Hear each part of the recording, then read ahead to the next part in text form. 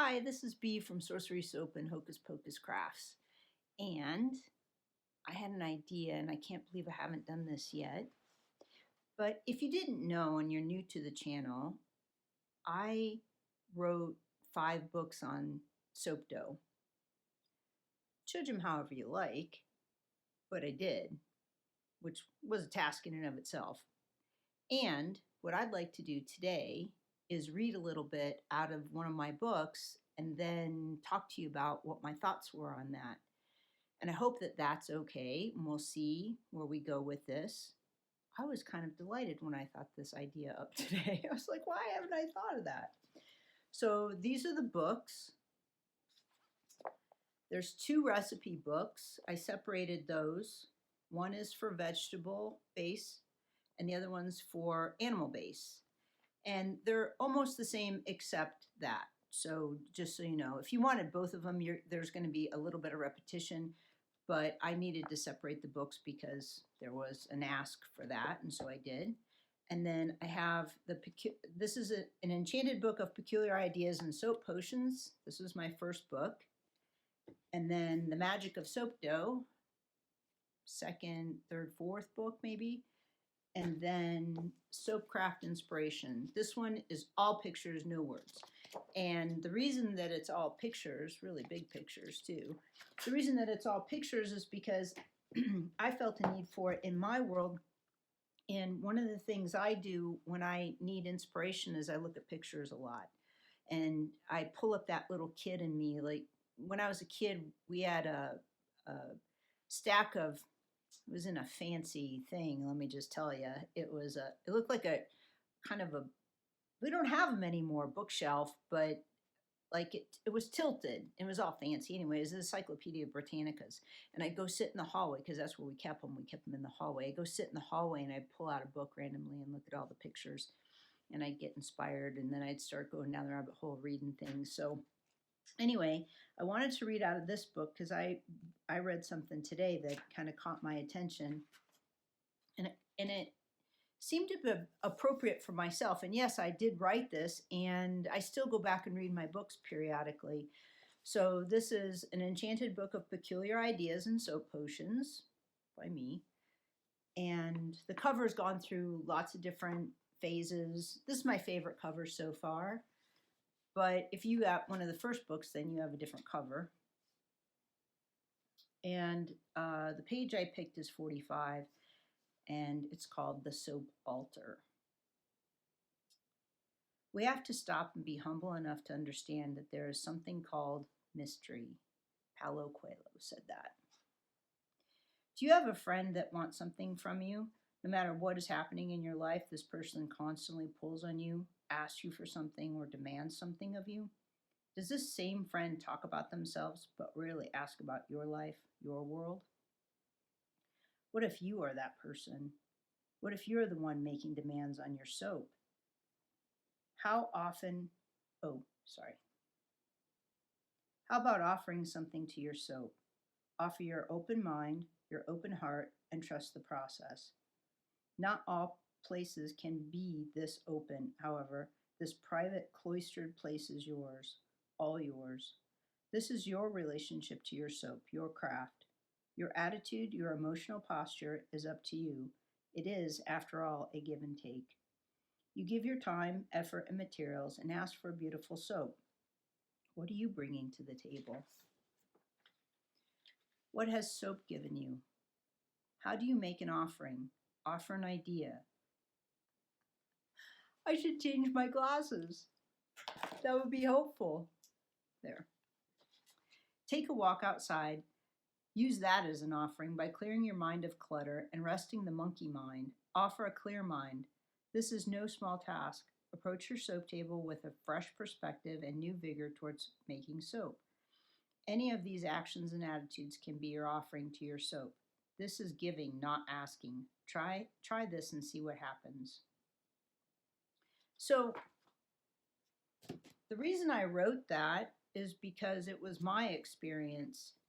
And one of the things that I thought that I started to have happen was that I kept oh, I want to get that idea, that feeling, that experience of waking up in the morning and uh, Christmas morning, and I get to unwrap my soap, or I get to unwrap gifts, or that delight of surprise when I cut into my soap, and I kept wanting that, and I realized that was my expectation, and then when I felt flat, I didn't meet that expectation. I really felt disappointed when the whole goal was to make soap. The outcome was the desired outcome was bothering me so much. I wanted it to be spectacular. I wanted it to be this. I wanted it to be that. And I even recently remembered this again because if I have expectations on the situation, yeah, we can meet standard expectations, which is my desire is to make soap. The judgment of that is it a beautiful soap? Is it intriguing? Is it fun? Are other people going to like it? Am I going to get a attention from it? Am I this, that, and the other? And the truth of the matter is that I've made hundreds of bars, maybe thousands of bars of soap, probably more like thousands of bars of soap, and there's only a handful of them, probably 5% are at the very top of my game. The rest of them are soap and perfectly usable. That doesn't even account for, oh, I'm going to test this fragrance oil, and the fragrance oil doesn't really do what I want it to do, or discolored, or there's something went sideways, and I'm a little bit disappointed about that. Um, so I asked the question because this whole book is about inspiration. Yes, there's soap dough information in here, but it is also about inspiration because when I sat down to think about what's the most important aspect of creating things, and that is to be inspired. And that's what I think. And it's not the kind of high level inspiration where you have this immediate huge download and you're like, oh, and so tickly and excited, like birthday party excited, but just sort of quiet moment where I kind of consider something and go, I wonder if I could do that. Wonder if I could make that in soap. I wonder if I could do that.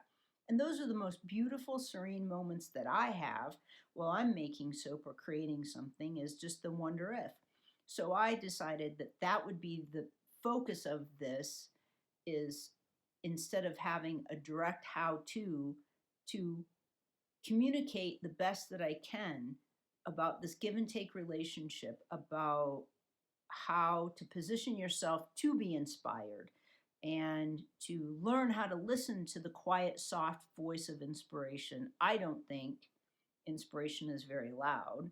I have to constantly tweak my ear to listening to it and paying attention, because I think inspiration comes from the ether. Some people say the collective conscience. I don't agree with that. And I have a lot of reasons. Maybe I'll talk about that another day. But I think it comes from the unseen. And all I like to call it is the ether. That used to be the fifth element.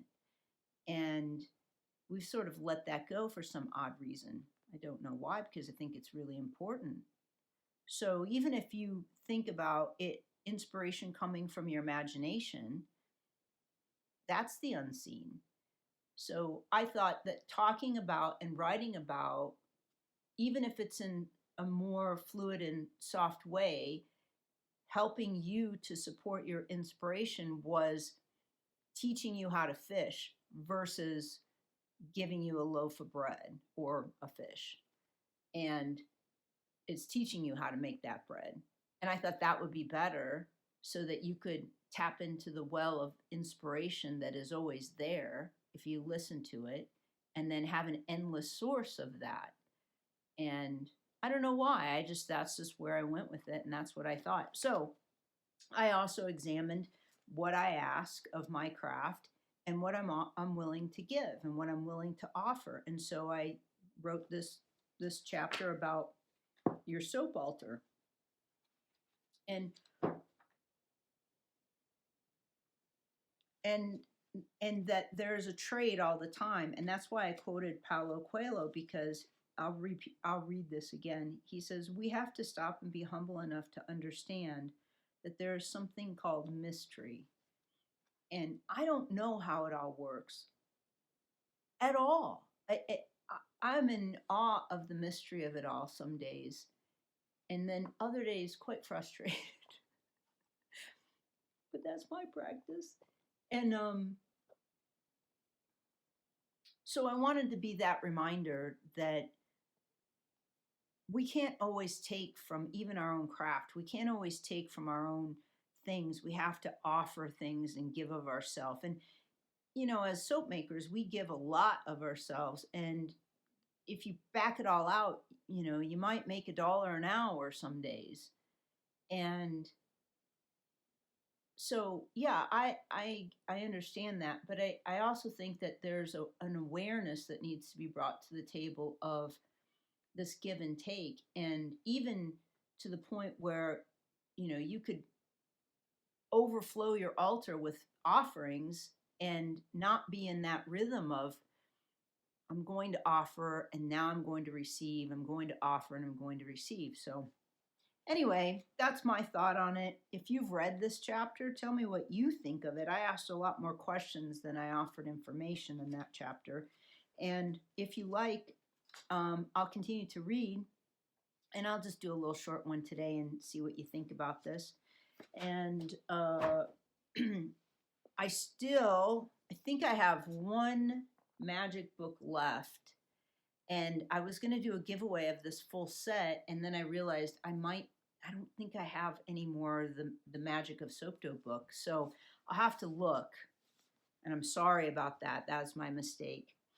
I also wanted to give you a little heads up that I'm moving my energies into Hocus Pocus crafts for right now. I'm still making soap, and I'm going to do that today. That's why I got to get going. But I'm letting it speak and bubble up in the way that it does for me. And I'm so thrilled with the Hocus Pocus crafts aspect. I've got a ton. I think I have at least 150 new items on the website, and at least that many cards, greeting cards. Very unique cards you're not going to find anywhere else. And I know a lot of people don't give cards away. I still do. I'm getting ready to go through a whole new phase and give cards away again for a different reason. And I just go through phases like that. And what it does is it establishes connections with someone else that maybe they needed cheering, or maybe they just hadn't thought of me and they like that I reached out to them. And no obligation. Sometimes I hear from people and sometimes I don't, but it definitely is an interesting way to connect with other people and to see what happens. Like I just put it out to the universe and just say, "Ooh, I wonder who's going to respond to me if they do," and try not to have any expectations about it. I put up a bunch new t-shirts this weekend, all astrology t-shirts that I'm very tickled by, and I can't wait to get mine. And if you're a lucky person, maybe you're getting a gift in the mail. So that's pretty much it. I just want to touch base, and I hope you're having a lovely day. And let me know in the comments if you want me to keep reading out of my books, because I'm happy to do that. Okay, bye.